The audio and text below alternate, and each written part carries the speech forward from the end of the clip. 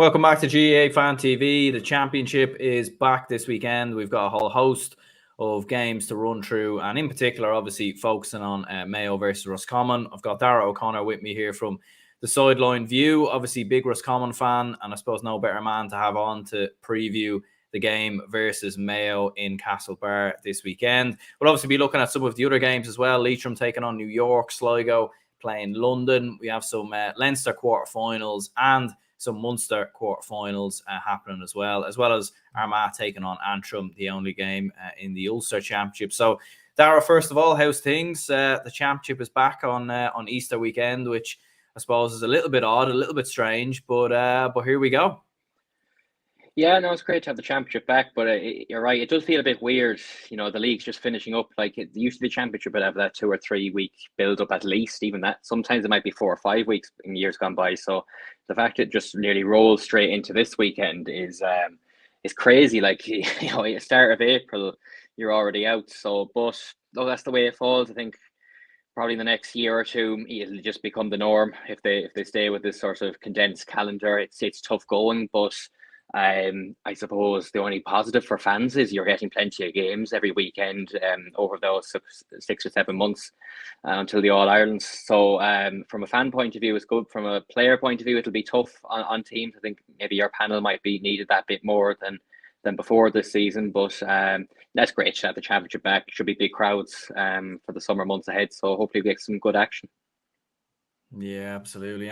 And I suppose starting with the game, as we were saying there, Mayo versus Roscommon, obviously on 4 o'clock on Sunday in Castlebar. Obviously, Mayo, as we've seen, lifted the National Football League title last weekend. Roscommon, though, at the same time, though, very, very impressive league. And I think when I was speaking to you a couple of months ago in the Roscommon season preview, I don't think you would have predicted Roscommon to finish as high as third, getting 4 wins on the board, winning the first 3 games as well, beating the likes of Tyrone in there as well, Tyrone and Armagh. So, I mean, look, Mayo are going in confident, but at the same time, Roscommon will surely fancy their chances as well. So it should make for a cracking game, hopefully. Yeah, no, like we definitely overachieved in the league. I mean, if anyone wants to say they put us third in the league in their predictions at the start, you know, it'd be hard to believe them. Because let's be honest, I'd say majority of people had us nearly as the bet to go down. If we were to stay up, it'd be probably by the skin of our teeth. So we did it in some style and comfortably enough. You know that last game against Donegal was a stroll in the park. Really, it was that easy. So we had probably the bulk of our work done. Obviously, with those first 3 wins, you know, we needed to get off to a good start, and we did that thankfully, and that gave a bit of a cushion, I suppose, going into the Mayo and Kerry games. I know we lost to Monaghan. There was always that thought that it was looking like a stage, will 6 even be enough? So that bit of concern. But we knew we had Donegal at home on the last day and they weren't going great. So we had that bit of a cushion.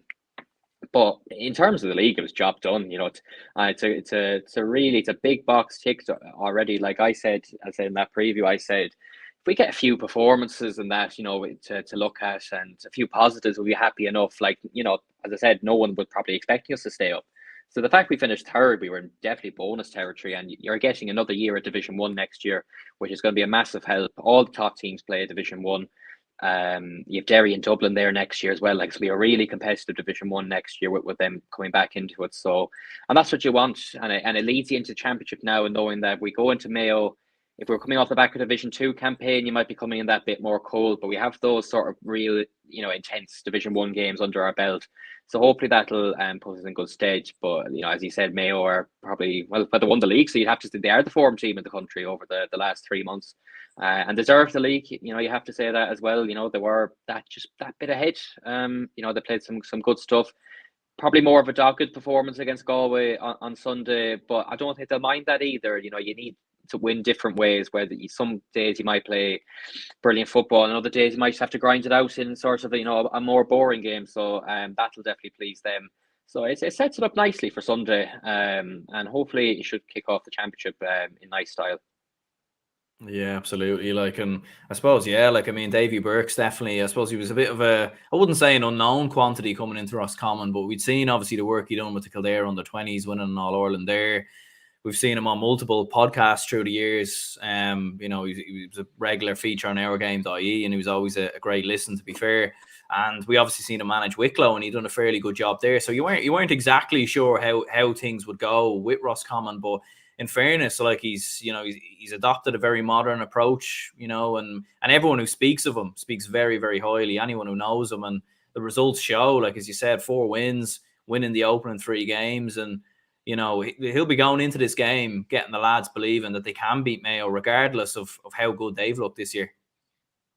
Oh, definitely. I think his age probably does help in that way, and him and Mark McHugh are that, he is the youngest manager that they probably can, even McHugh probably especially, he can relate probably to the modern day player. And that could help. I don't know how much of a help it is, but it could, even small things like that. Like, probably look back at the league, and they'll probably say it themselves. I don't even think we played fantastically well in a lot, even the games we won. Like Tyrone, we were poor, poor in patches, but we got the job done. Galway was a pretty poor game. Both sides were poor, but we ground that out.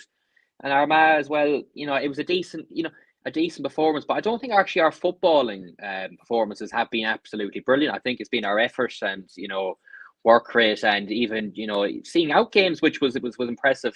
Even against Armagh, and we got the late score against Galway, so that'd be impressive. So Donegal, look, it was an easy game. Like that was probably the best football we played, but I mean, I couldn't believe how poor Donegal was. They were far worse than I even thought. So I won't read too much into that. But you'd hope, I suppose, this was the game. I think Davy Burke's been mentioning this game nearly since he took over. Like, this was the game he was circling Mayo to hopefully get towards where we want to peak now. This is, these couple of months is where you want to start peaking. So, this is the game. This is for all Roscommon fans. As I said, I've been on this channel a few times. This is the one I want to win more than any Roscommon fan will tell you that. And the lads will know that as well. They want to go out and beat Mayo.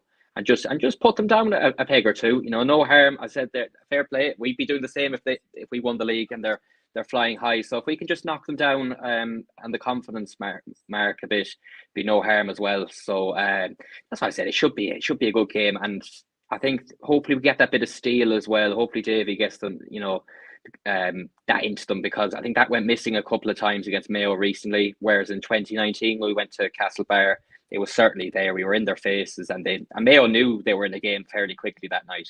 So that's what we need to do. We need to set the tempo early, because in the league we were 7-0 down to them. Like, we're 7-0 down in Castlebar. It's lights out. It's lights out. We did well to get it back to within 2 in the league in the Hyde, but if we give Mayo a start like that again, you can forget about it. Yeah, absolutely, and you touched on some good points there. Like, I suppose it is that doggedness, it is that fight maybe that I suppose Davy Burke has instilled into Roscommon. And as you said, like, it hasn't been the best football in the world. Like, obviously winning, I think 9 points to 8 against Galway. Like, I think that suggests it was a very sort of drab game in more ways than one. But like, you've been able to dig through results, and maybe that's something that hasn't been there with Roscommon in previous years. Like, even under Kevin McStay, it always felt like you won, but you won playing great football. Yeah. And then when you came up against the great teams, you were beaten by 15, 20 points the odd time against Dublin, and I think Mayo in the quarter final stands out. So it seems like Davy Burke's instilled something a bit different in this Roscommon team. Yeah, because we've always had nice footballers, and if it's a nice, open, free-flowing kind of game, it probably suits us down to the ground. Where it gets tough, as you said, against the bigger teams, you need to dig in. Like, realistically, they'll always have probably better players than us, or they're more established or better teams. You have to get that bit more doggedness. And, I suppose you like to see a good game of football, but at the end of the day, it's a results business. So I think that's probably been accused of that.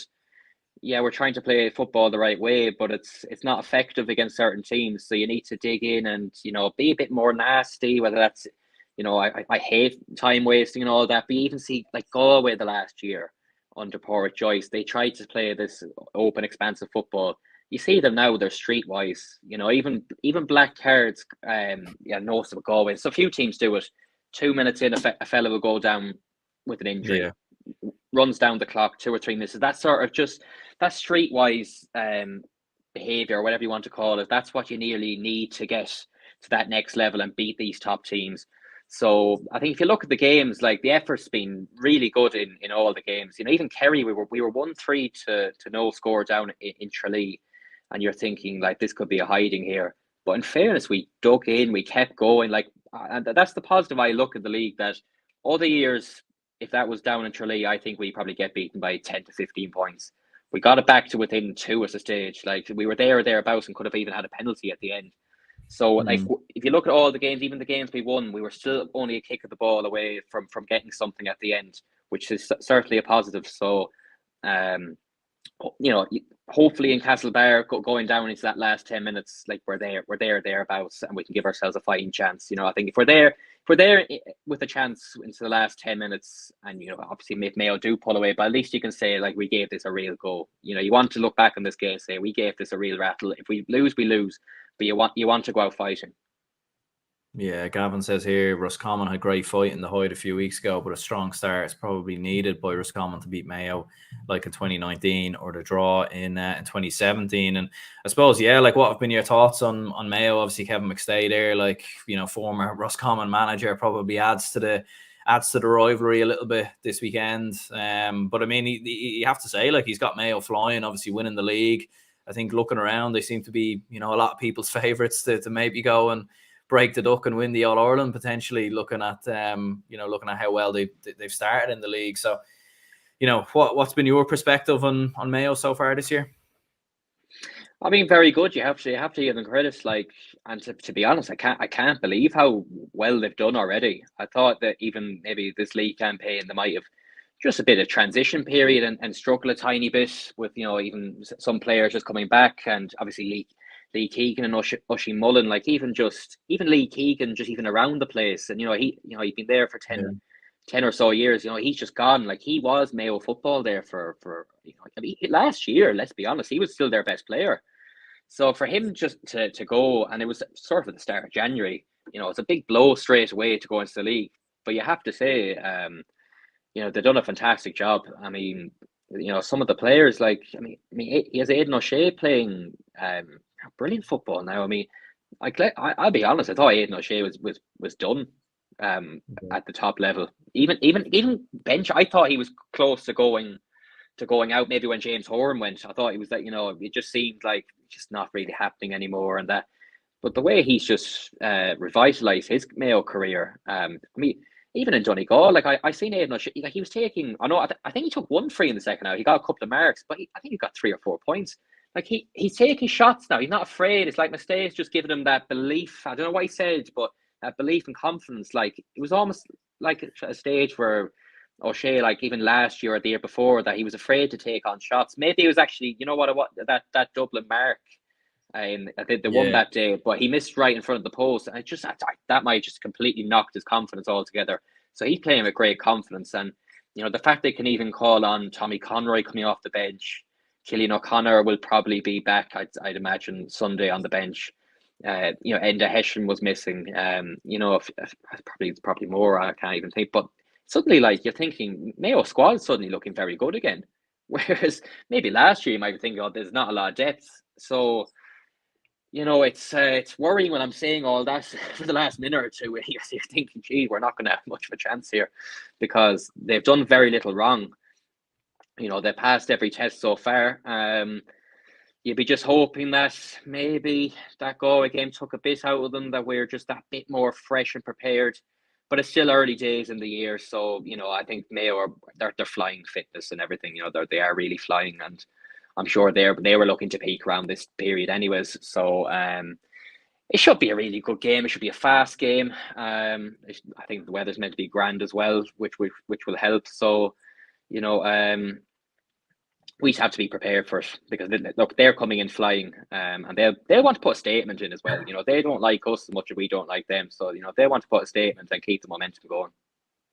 Yeah, absolutely. Like, and I suppose you mentioned Aidan O'Shea there, like, and even some of the other Mayo attackers like Ryan O'Donoghue's been in flying form. Tommy Conroy, as you said, who might even start this game. Like, how do you think the Roscommon defence maybe approach, like, those players? It's very hard to look at one individual, I suppose. Like, even Aidan O'Shea, like, I mean, as you said, like, he's banging form now, and Kevin McStay's really got the best out of him. So how do Roscommon deal with that attacking threat?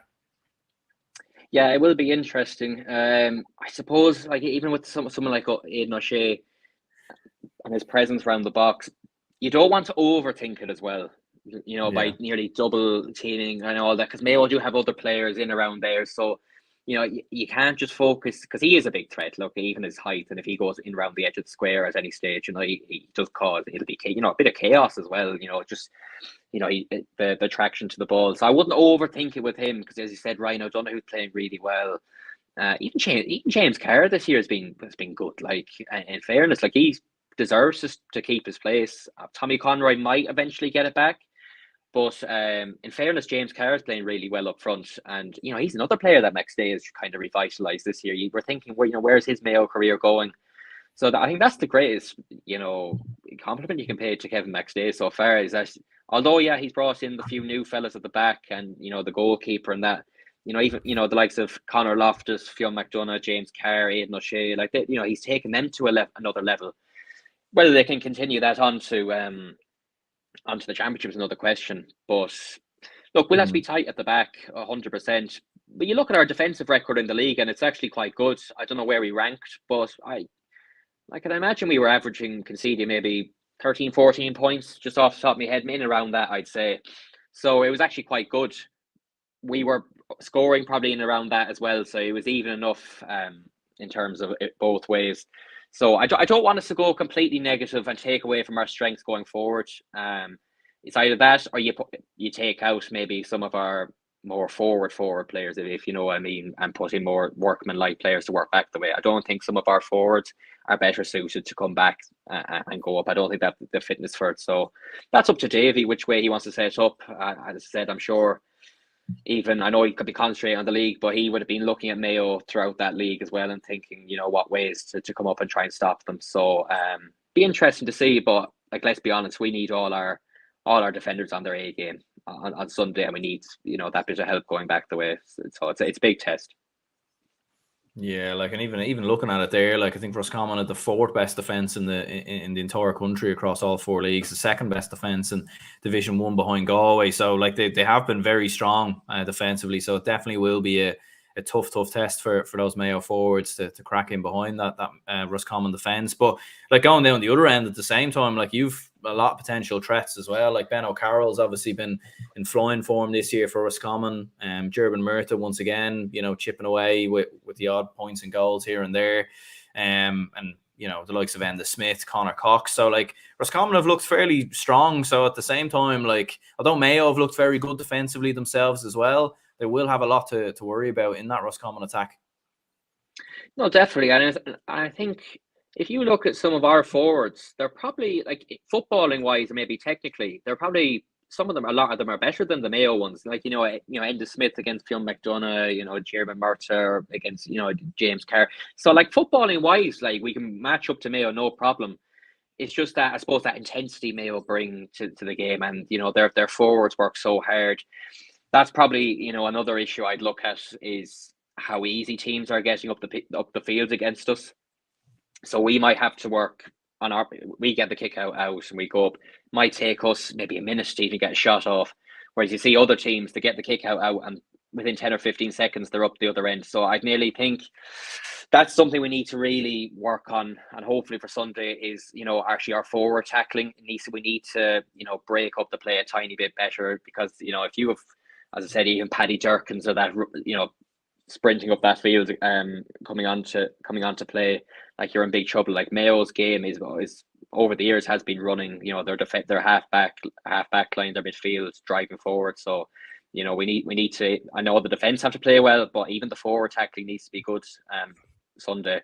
But footballing wise, we a lot of talented players. Like, Ben O'Carroll's come in and he's been fantastic so far. He's probably one of our, along with Enda Smith, probably the two players that can maybe drop a shoulder and get beat a fella, get past. Whereas maybe Diarmuid and Connor Cox and Kieran Murtagh are more sort of get the ball spinning over the bar. I don't think they have that sort of accelerator to get past a man as Ben O'Carroll and Enda Smith do. So they need to, I said, look, if we're to get anything, get a win, everyone needs to be on their A game here. And that's probably like Kevin McStay will probably know those little things about Enda Smith, about Gerben Murtagh, about Kieran, those little things they may not like on the field. He might just have that, or, that bit of pep talk with the Mayo defenders.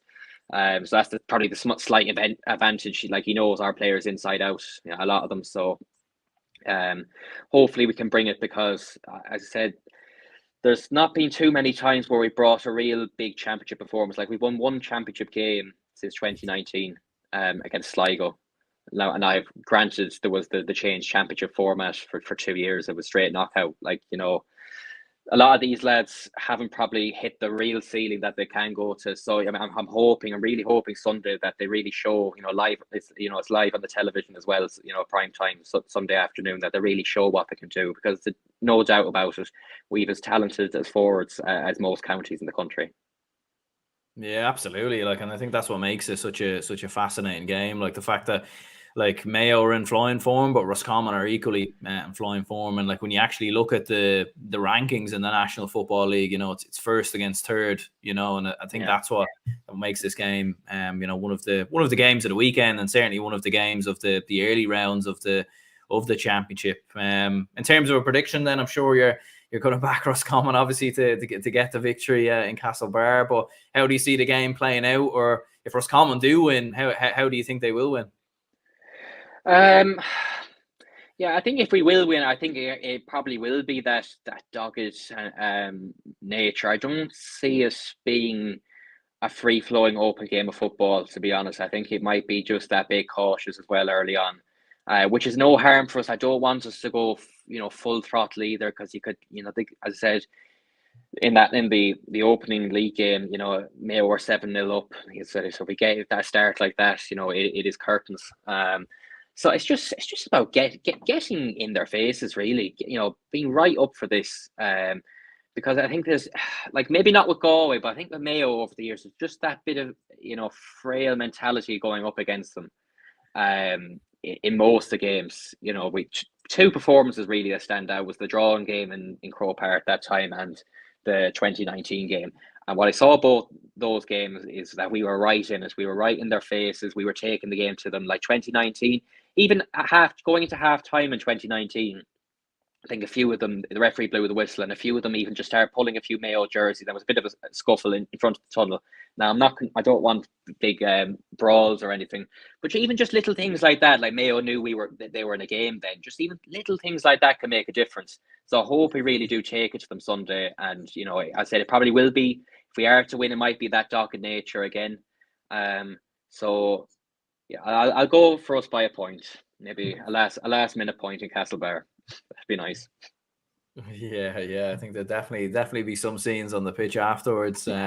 Yeah, like I think I'd have to narrowly back Mayo. Unfortunately, I'd have to burst the bubble maybe as a neutral. But look, I'd love to see Roscommon do it most certainly. Like, again, I think it could be a very close game, and I think extra time could possibly be needed as well. Like, especially when you said, like, could be a very dogged, low scoring match. Tom says has the makings of a good match, but I expect Mayo by 4-5. Says Tom there. So yeah, definitely going to be an intriguing game. But I don't even think it will be 4-5. I think 1 or 2 maybe. But again, like, it could go either way. It really, really could. And I think that's what makes it such a exciting game. Looking at the other 2 quarterfinals that are taking place in the Connacht Championship. So New York versus Leitrim. First of all, I was trying to look around there to see, like, who's in the New York side or what the plans are with New York. Couldn't really find that, and to be perfectly honest, I know John McGeeney's the manager there, and they had the likes of Adrian Varley in there last year, so it'd be interesting to see if he's lining out. I think all in all, look, you would expect Leitrim to comfortably come through it, but like, if this is at to go by, like, Sligo, to be fair, struggled a little bit against New York last year. And it's obviously a big, trip over. It takes a lot out of you, jet lag and everything else. So it's not a given that Leitrim win by 10, 15 points. Although you would expect them to come through this. I mean, New York have never won a championship game, so it would be an almighty shock if they were to win this. Yeah. I think the only thing New York have on Leitrim is not a lot, but I suppose they know that this is their game. Like, they've been prepping for this. This is the game that they've been waiting in the wings for the last couple of months. I don't know how long they're training for, but probably maybe 6 weeks at least, 6 to 8 weeks, I'd imagine, at least, under their belts. But you'd imagine Leitrim, just even fitness wise and having played, a full National League campaign, that they will overcome this. I mean, the only thing I will say, actually, I did check the odds. I think New York were 7 or 8 to 1 last week, and now they're 3 to 1. So I mean, obviously, I don't know, there's been money going on in New York, or someone got a bit word that they're better than they are. I don't know. So it may be a tougher game than expected. As you said there, Sligo just about got away with it last year. They have caused a few shocks. I mean, even we, like 6 or 7 years ago, we needed a last minute point to win over there. It's one of those things, like, you don't want to lose over there. No disrespect to anyone playing for New York, but for an inter-county team, it'd be a real disaster to lose over there. So and if you're New York, and this is no disrespect to Leitrim, you're probably thinking this might be our most likely chance to win a game. Again, a Connacht championship game. So it should be. Look, it's always a good occasion. I've never been to any of these games, but even on the television you see online and that, it seems to be it's a big occasion over there. Welcoming a team over, and even for fans from Leitrim traveling over. For however many days or the week they're going for. So look, you think Leitrim, even that, just that bit of fitness, and even Keith Byrne alone, really, he could probably win this game on his own. He seems to be Leitrim's top scorer every single game. He could average about, I think, maybe 1-9, 1-10 every game he plays. So even just him alone, I think would win Leitrim this in terms of a scoring threat. Like, New York won't have anyone like him up front. So if he's anyway on it, you'd have to think Leitrim should get through this. Yeah, I was actually just looking at a tweet there from Donncha Boyle about 5 hours ago. So he was saying New York have retained most of last year's squad, including Johnny Glynn and Mark Ellis, as well as Niall Medine and Alan Campbell. And they've added Bill Maher from Tipperary, Gavin O'Brien of Kerry, and Owen Kieran of Galway. Bill Maher is definitely a familiar name, but I can't really remember the other two off the top of my head. So look, they do have some good players in there. Didn't see any mention of Adrian Varley, but it should be a competitive game. And in fairness, New York have definitely pushed a couple of teams in the last couple of seasons.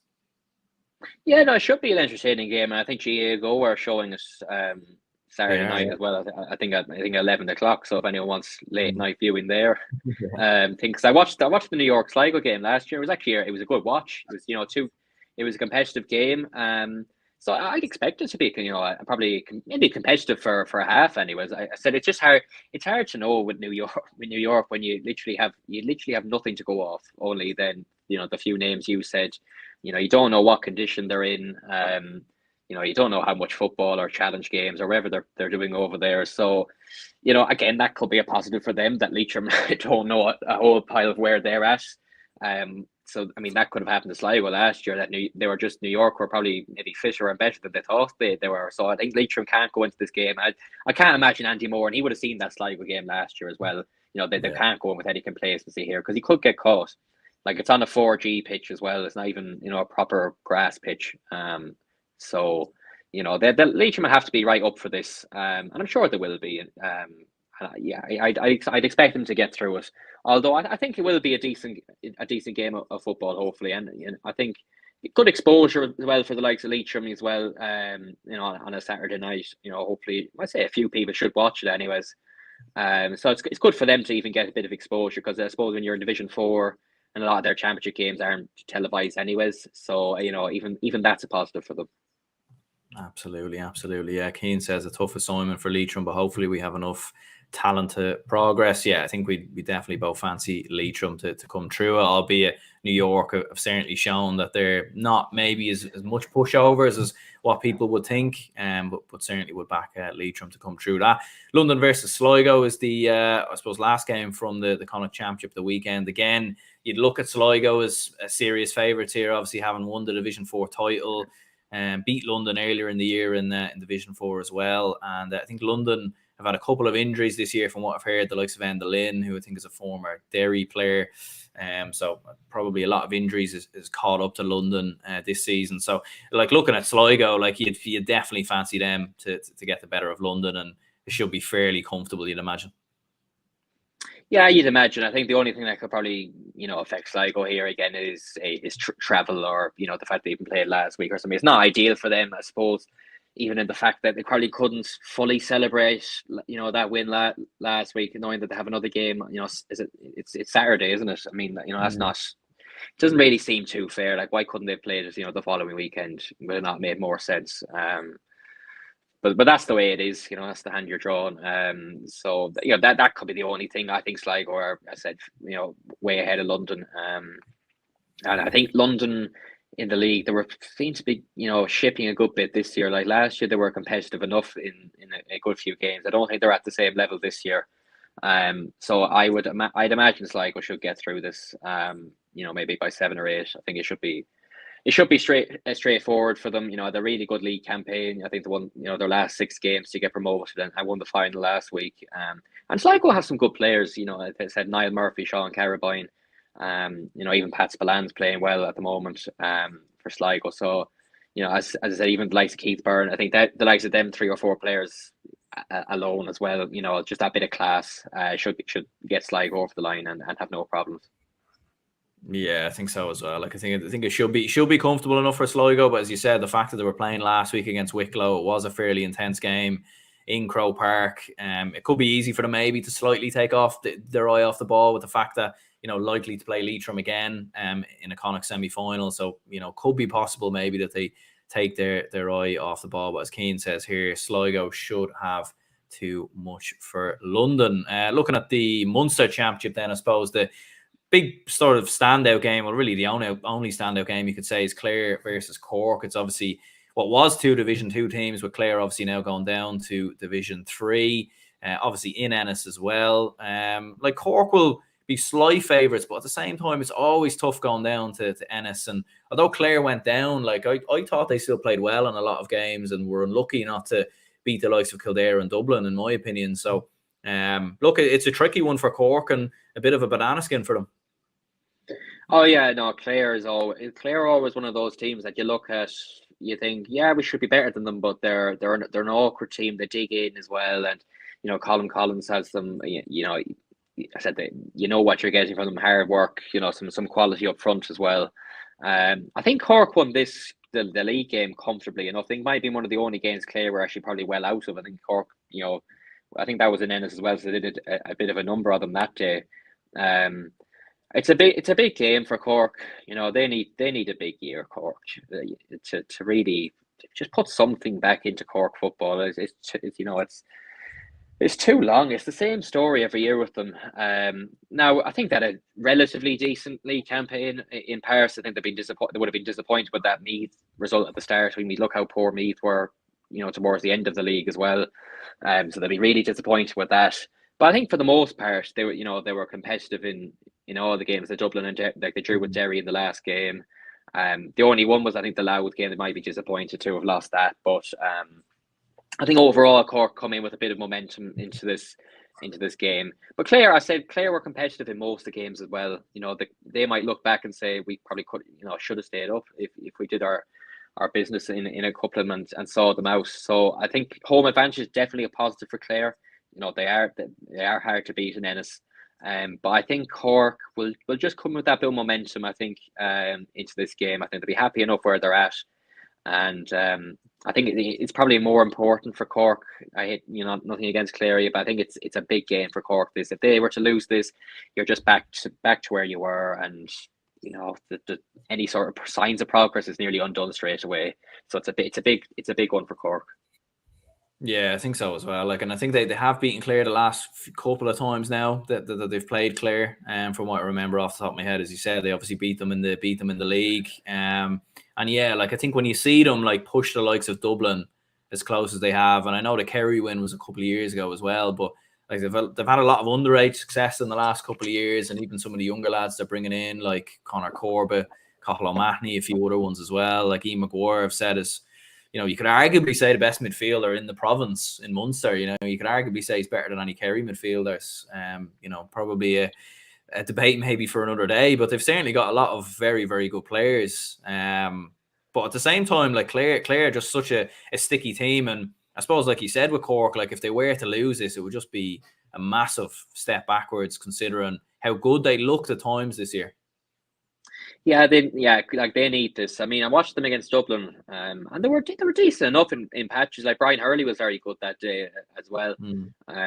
Stephen Sherlock is still there. I don't think he's scoring as prolific as he was, but he's still there. So there has some couple of injury issues, maybe. Yeah, I think, this year. Yeah, So they definitely have talent up front. As I said, Conor Corbett and Cathal O'Mahony's one of those as well. They can drop a shoulder and get past a fella. So they have talent. Like I said, they had that, I think they're on under 20 or under 21 All Ireland winning side a few maybe 2 or 3 years ago, and a minor All Ireland winning side.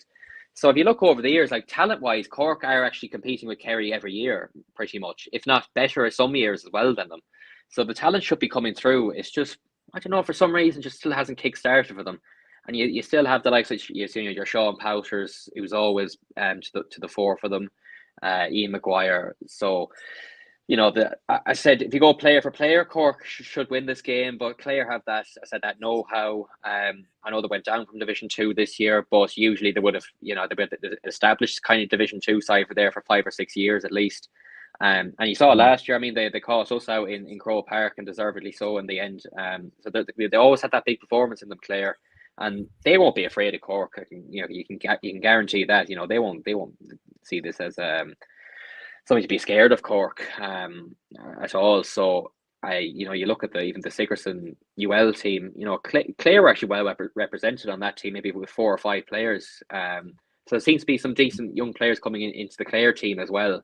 So it should be a competitive game. I think it's on Sunday or Saturday, but I think Cork are just that bit ahead. I think they'll, a bit like ourselves, maybe just circle this game as saying, right, this is where we're peaking now, and going into the Munster Championship. So it's a big one for them, and I think they'll get over it maybe by 3 or 4.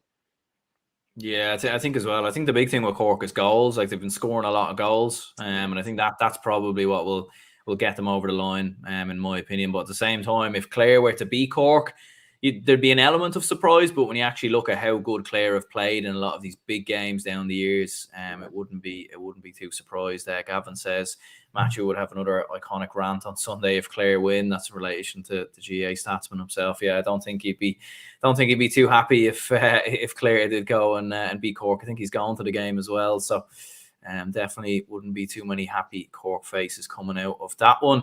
Tipperary versus Waterford. I suppose, yeah, like, it feels kind of like a pointless game. Like, I don't want to be disrespectful to either county. Like, the winner of this plays Kerry. I suppose, you nearly feel like it'd nearly be better just to give Kerry like an automatic bye into the Munster final. But at the same time, I know that ruins the integrity of the competition and everything else, and you remove the factor of an underdog story. But yeah, like, I mean, it's a hard one to know for either of these two sides. Like, Tipperary have been really poor in Division 3. Like, they've obviously had a lot of injuries. Conor Sweeney's injured, and Waterford, I think, are one of the lowest ranked teams across all 4 divisions. So it's a hard one to call, to be honest with you.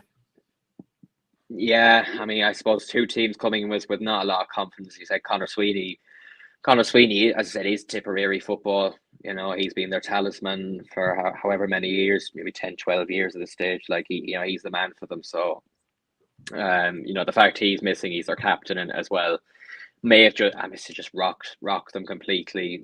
But you have a player like that who's been so good for them over the years, the man to look to and all that. Now suddenly he's completely gone. He's not coming back this year. So that's a huge loss.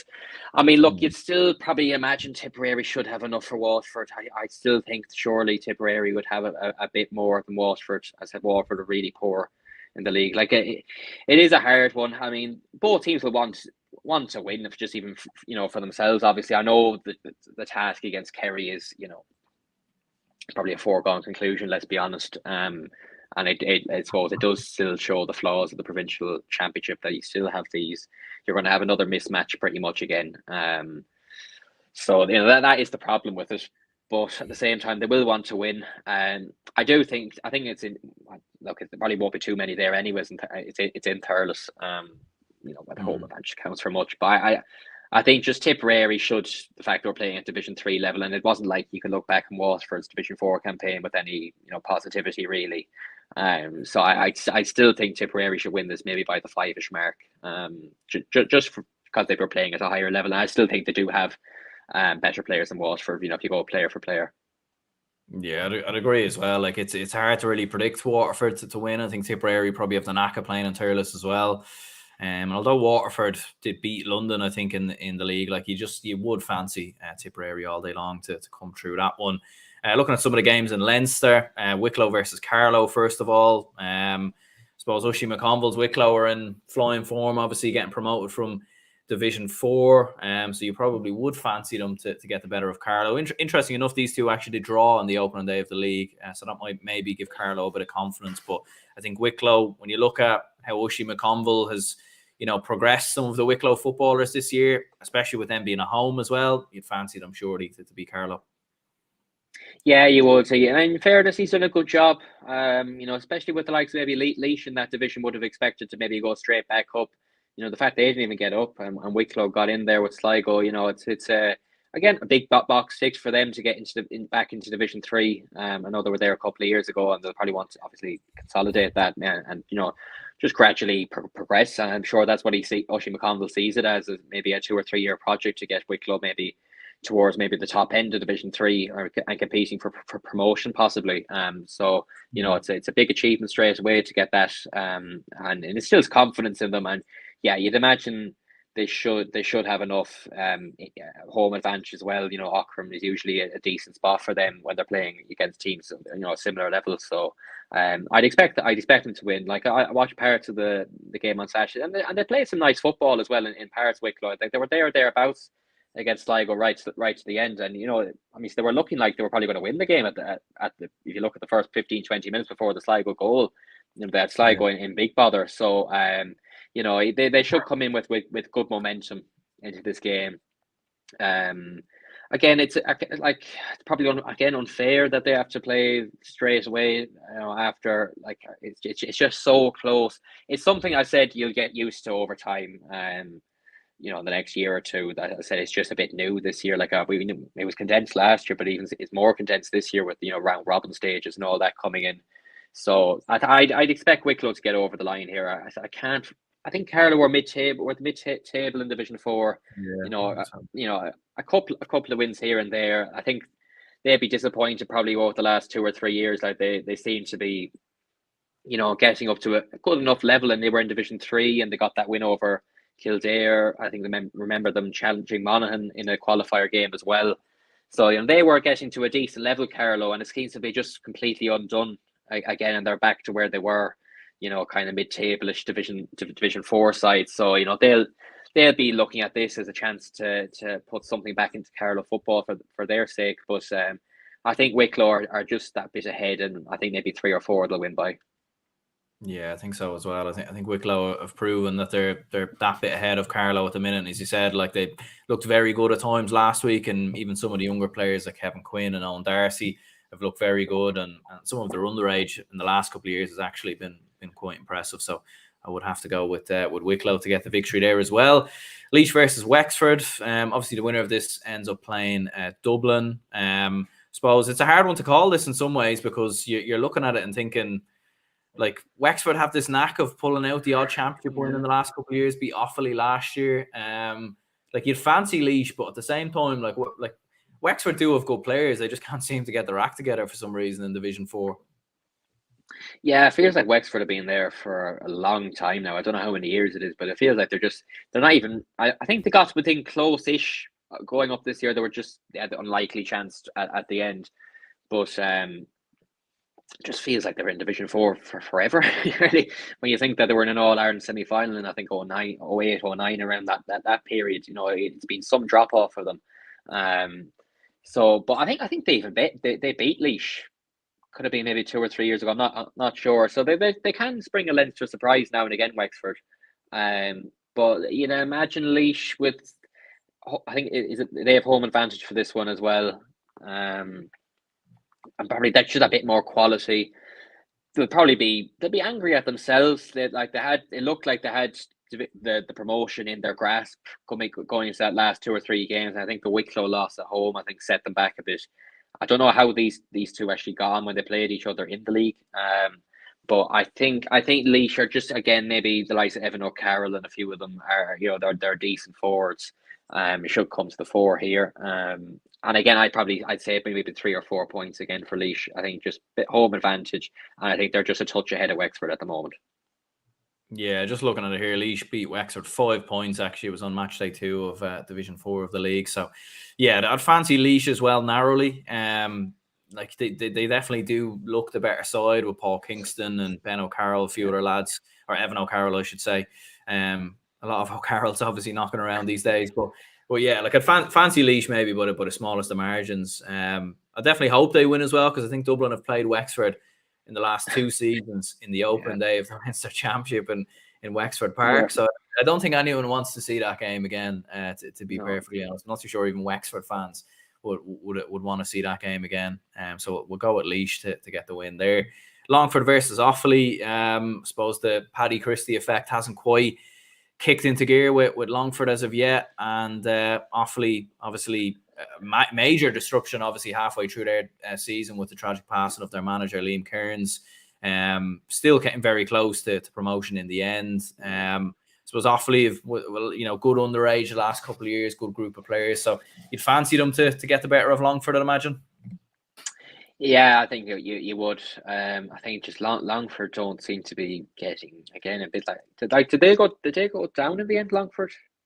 They did, yeah. Division 4, yeah. Like they were really, you were looking at the results and they were losing every week, and I think they won the O'Byrne Cup as well. I mean, just shows like don't read everything into pre-season competitions. With teams being played in that. I mean, look, they'll have enjoyed winning it because it's silverware at the end of the day, whether you see it as a pre-season competition or not. Like Longford don't win much, but it was, certainly disappointing the way they performed in the league. I'm sure they would have been, really disappointed, like especially after winning that competition. I'm sure they would have looked at going into the league with a bit of momentum. So it was a big blow for them.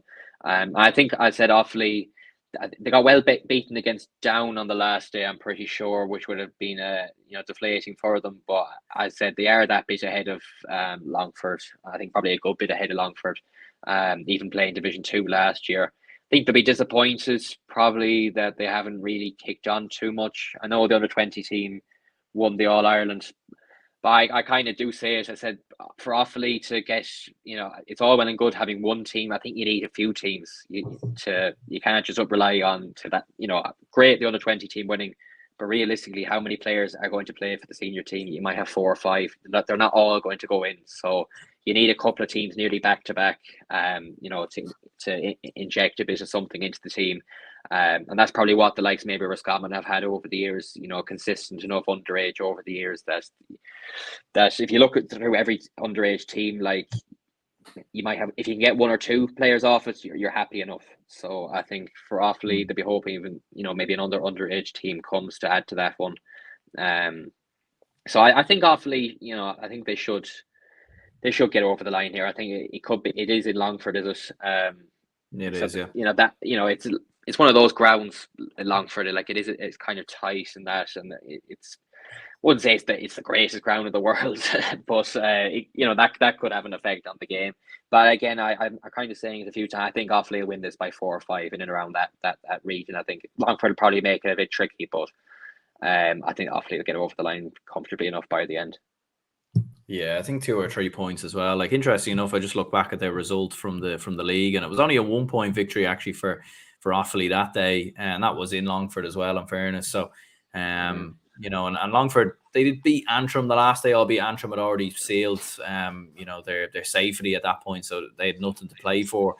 So maybe Longford might be able to pull something off, but I would agree with you. I think Offaly maybe but the smallest of margins. Last game in Ulster, I suppose it's another one that I think we'd all probably fancy Armagh to come through this one, going up against Antrim.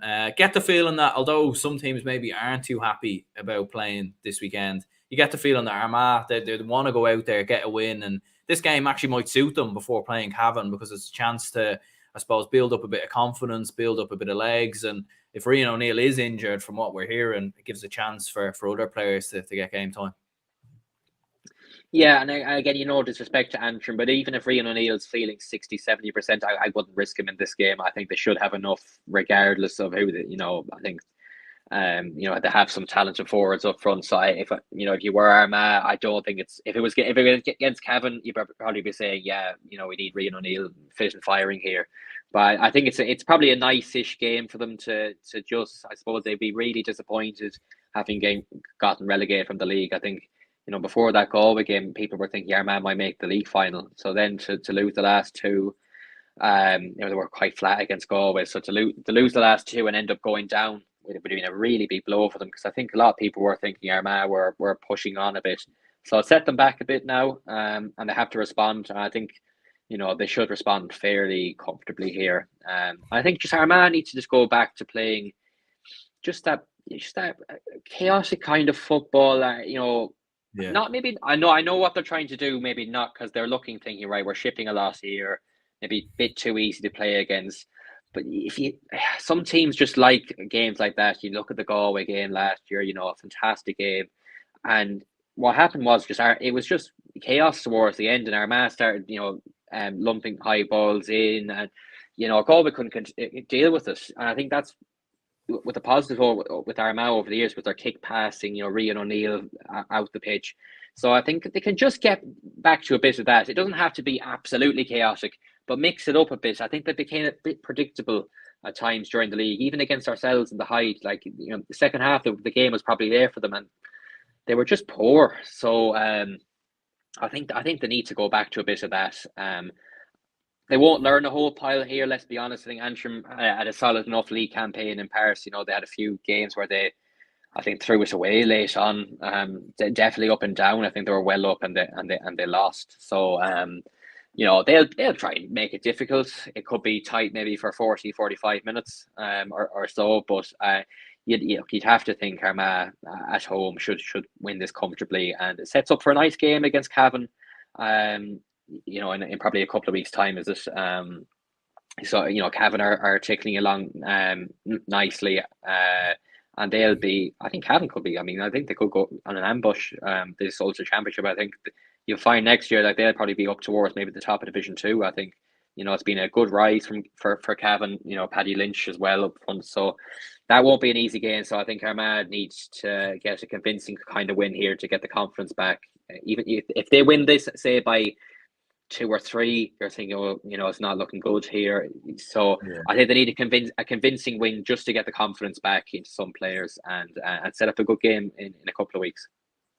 Yeah, absolutely. And I agree as well. And I think one thing Armagh have, it's a bit of a trump card that they have, is obviously their supporters. I think they're a football mad county, and I think that their chaos that they play with, it's a bit like Mayo at times. It really benefits them, because even against Galway, I think if Armagh weren't Armagh, in terms of they didn't have that support there, I don't know if they would have clawed that back against Galway. I think once one of the goals goes in, the place just went absolutely mental. And I think for Galway, it was completely unknown territory. It was something they'd probably never experienced before. So when you see them bring that sort of chaos to games, they're very, very hard to beat. They even beat ourselves, in the opening day of the league last year. They beat Dublin on the opening day. So they've plenty of talent and players. It's just about, I suppose, clicking into gear, which I think it would be a better championship if Armagh good, So I think we would all like to see Armagh click into gear at some point.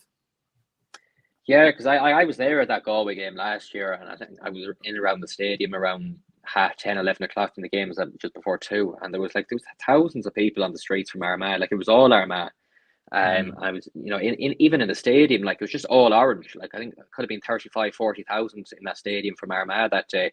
And, just the noise, the atmosphere was incredible, and that's it's when that Rian O'Neill point went over, it's one of those, you just remember that point going over, sensational free.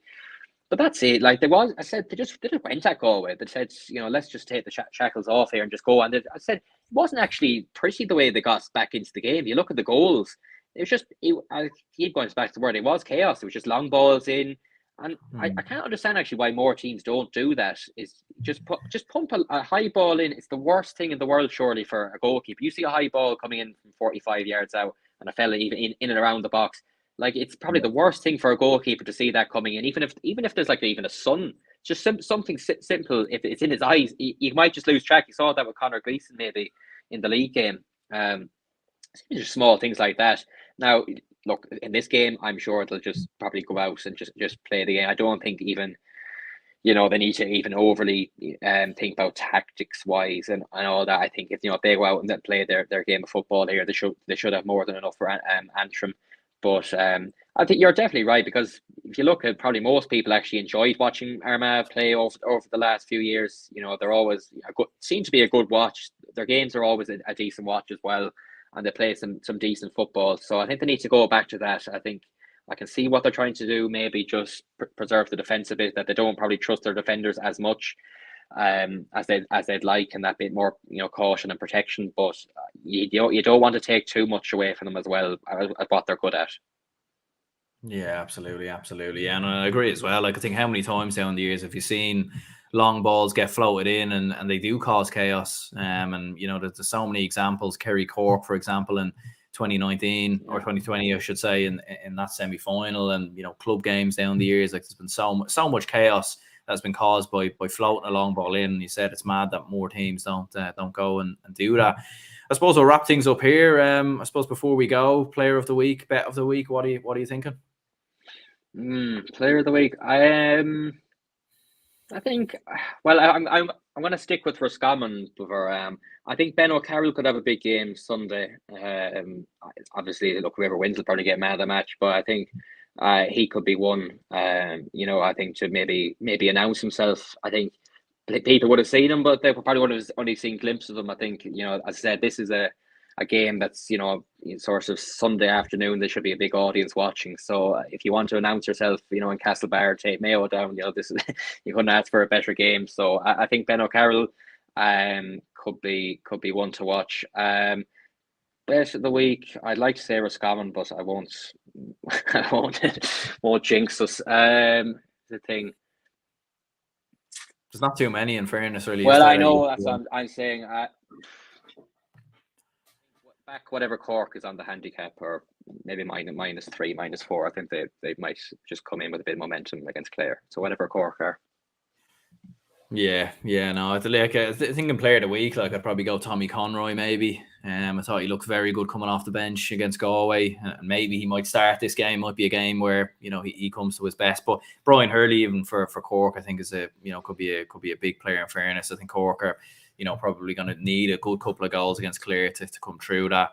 And in terms of bet of the week, like, as you said, yeah, like, there's probably not too many games you look at and think you'd actually bet on, like, because there's a lot of probably ones kind of, there's a lot of favourites on this week, in fairness. Yeah. Like, maybe you throw something on New York to beat Leitrim, but again, it's very, very unlikely. I think Clare beating Cork maybe is one you could look at, but yeah, like, I'd probably go Clare to beat Cork, but at the same time, I do think Cork will beat Clare, so I'll probably end up just keeping the money in the pockets this week, in fairness. Yeah. But yeah, I suppose your own channel, the Sideline View, where can people find that if they're looking for it? I'm sure you'll be doing something maybe over the next couple of weeks or whatever. So if anyone's looking to find that, where can they find it? Yeah, so if you just search YouTube Sideline View with Darragh O'Connor, or Instagram or Twitter, if you search the Sideline View, you should find me there. Perfect. Well, look, Darragh, cheers very much for coming on. Cheers anyone who tuned in to the show. Make sure to leave a like button and subscribe if you could. We'll be dropping my own All-Ireland predictions tomorrow, so that should definitely be a bit of fun. And yeah, keep an eye out for that tomorrow. So yeah, cheers very much, Darragh, for coming on. No bother at all, Aaron.